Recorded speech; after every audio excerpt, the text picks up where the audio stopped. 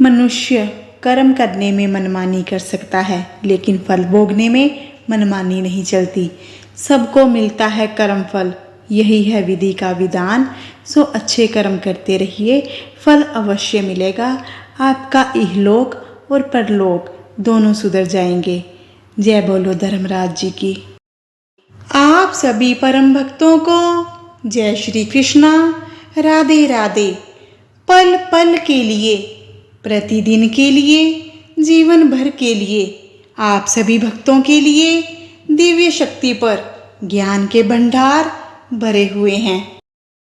आज दिव्य शक्ति पर आप सभी भक्तों को धर्मराज जी की और उनकी परम भक्त पोपाबाई जी की कथा सुनाई जाएगी।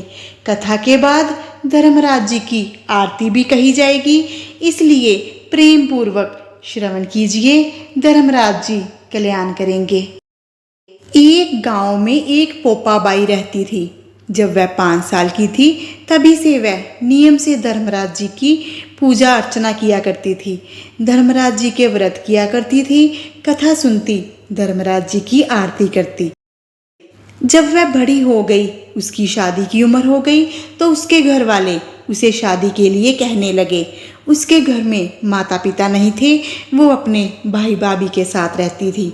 भाई और भाभी दोनों उसे शादी के लिए कहते, परंतु पोपाबाई ने उनसे कह दिया कि वो शादी नहीं करेगी। इस बात से उसके भाई भाभी गुस्सा हो गए। उन्होंने उसे बहुत समझाया, लेकिन पोपाबाई नहीं मानी। एक दिन उसने अपने भाई व भाभी से कहा कि मैं शादी नहीं करूंगी। आप मुझे शादी के लिए कहते हैं, परंतु मैं इससे सहमत नहीं हूँ। अब मैं अपना समय भगवान की पूजा अर्चना में ही बिताना चाहती हूँ, इसलिए मेरी झोंपड़ी गांव के बाहर बनवा दीजिए। पोपाबाई ने कहा कि गांव के बाहर मेरी झोंपड़ी होगी, परंतु मैं गांव वालों से नाता नहीं तोड़ रही। आप सभी गांव वालों को कह दें कि वह अपनी गायें व बछड़ों को मेरे यहाँ घास चरने के लिए भेज दिया करें, और उनकी जो भी श्रद्धा हो मुझे खाना भिजवा दिया करें। इस बात से उसके भाई और भाभी दोनों सहमत हो गए। उसकी झोंपड़ी गांव के बाहर बनवा दी गई। गांव वाले अपनी गायें और बछड़ों को उसके यहाँ चरने के लिए भेजते और अपनी श्रद्धा के अनुसार उसे कुछ भी खाने को भिजवा देते। एक दिन नगर का राजा शिकार खेलने जंगल में आया और गांव के बाहर जंगल के पास बनी झोंपड़ी को देखकर रुक गया। झोंपड़ी के पास जाकर उसने आवाज लगाई कि कौन है। आवाज न आने पर वह लगातार दरवाजा खटखटाता रहा। तब पोपाबाई उठी और कहने लगी कि कौन हो तुम जो बार बार दरवाजा बजा रहे हो, क्यों आवाज लगा रहे हो। राजा ने कहा कि मैं यहाँ का राजा हूँ और तुम्हारे साथ विवाह करूँगा। पोपाबाई ने कहा कि जहाँ से आए हो वहीं चले जाओ, मैं किसी पराये आदमी का मुँह भी नहीं देखती। राजा ने पोपाबाई की एक नहीं सुनी और उसे जबरदस्ती उठा कर ले गया। तब पोपाबाई ने राजा को श्राप दिया कि तुम्हारा सारा राजपाट नष्ट हो जाएगा। महल में जाने पर राजा की रानियों ने सारी बात सुनकर राजा से अनुरोध किया कि वह पोपाबाई को वापस छोड़ आए, नहीं तो अनर्थ हो जाएगा। जब राजा पोपाबाई को वापस झोंपड़ी में छोड़ने जाने लगा तो रास्ते में पाप की नदी आई, जिसमें राजा डूब गया। कुछ समय बाद पोपाबाई मृत्यु के बाद धर्मराज जी के पास पहुंची। धर्मराज जी ने पोपाबाई की सच्ची भक्ति को देखते हुए उन्हें स्वर्ग का राज दे दिया। एक बार एक सेठ व सेठानी मृत्यु लोक से स्वर्ग लोक आए तो उसके द्वार बंद देखकर वह धर्मराज जी से द्वार खोलने की प्रार्थना करने लगे। धर्मराज जी कहते हैं, इस द्वार पर पोपाबाई का राज है। इस पर सेठ और सेठानी कहते हैं कि पोपाबाई कौन है, हम पोपाबाई को नहीं जानते। तब धर्मराज जी ने उनसे कहा कि तुम दोनों 7 दिन तक मृत्यु लोक में रहो। 8 खोपरा से राई भरकर 5 कपड़े ऊपर रखकर कहानी सुनकर उदापन करना और कहना कि राज है पोपाबाई का, लेखा लेगी राई राई का। ऐसा सुनकर सेठ और सेठानी 7 दिनों के लिए धरती लोक पर वापस आ गए। उन्होंने मृत्यु लोक में 7 दिनों तक धर्मराज जी और पोपाबाई की पूजा अर्चना की। पोपाबाई और धर्मराज जी की कहानियाँ सुनी और फिर उदापन किया, जिससे उनको स्वर्गलोक में निवास स्थान मिल गया। पोपाबाई की परम भक्ति ने पोपाबाई को स्वर्गलोक में परम पद दिलवा दिया।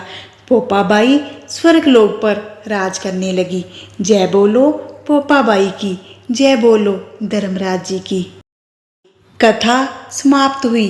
जिस प्रकार धर्मराज जी ने पोपाबाई को मृत्यु उपरांत स्वर्गलोक में निवास स्थान दिया, उसी प्रकार सबको इस जीवन को खुशी खुशी जीने के बाद मृत्यु उपरांत स्वर्गलोक में निवास प्रदान करें। जय हो धर्मराज जी की। प्रेम पूर्वक धर्मराज जी की आरती करेंगे।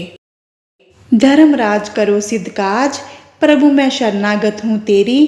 पड़ी नाव मझधार भंवर में, पार करो ना करो देरी। धर्मलोक के तुम स्वामी श्री यमराज कहलाते हो।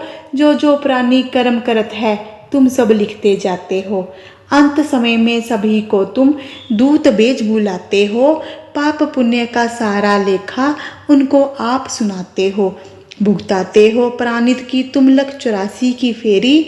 धर्मराज करो सिद्ध काज, प्रभु मैं शरणागत हूँ तेरी। प्रभु मैं शरणागत हूँ तेरी। चित्रगुप्त है लेखक तुम्हारे, फुर्ती से लिखने वाले। अलग अलग से सब जीवों का लेखा जोखा लेने वाले। पापी जन को पकड़ बुलाते नरकों में ढाने वाले। बुरे काम करने वालों को खूब सजा देने वाले। कोई नहीं बच पाता न्याय नीति ऐसी तेरी। धर्मराज करो सिद्ध काज, प्रभु मैं शरणागत हूँ तेरी। प्रभु मैं शरणागत हूँ तेरी। दूत भयंकर तेरे स्वामी बड़े बड़े डर जाते हैं।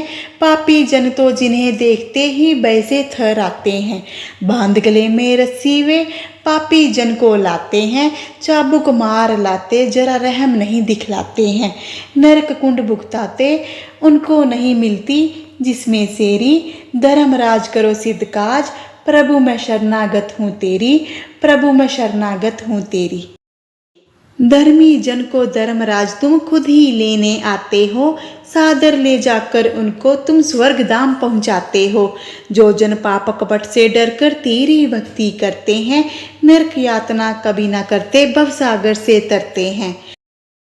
हम सब पर प्रभु कृपा कीजिए, जपते हैं माला तेरी।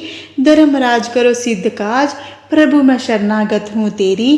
प्रभु मैं शरणागत हूँ तेरी। जय हो धर्मराज जी की। धर्मराज जी की आरती समाप्त हुई। आशा करती हूँ कि आपको यह कहानी अच्छी लगी होगी। यदि आपको यह कहानी अच्छी लगी हो तो इसे अवश्य लाइक करें और अधिक से अधिक शेयर करें। ऐसी हमारी आपसे प्रार्थना है। जय हो धर्मराज जी की। मिलते हैं अगली वीडियो में। अपना ध्यान रखें, खुश रहें, सुखी रहें। जय हो धर्मराज जी की।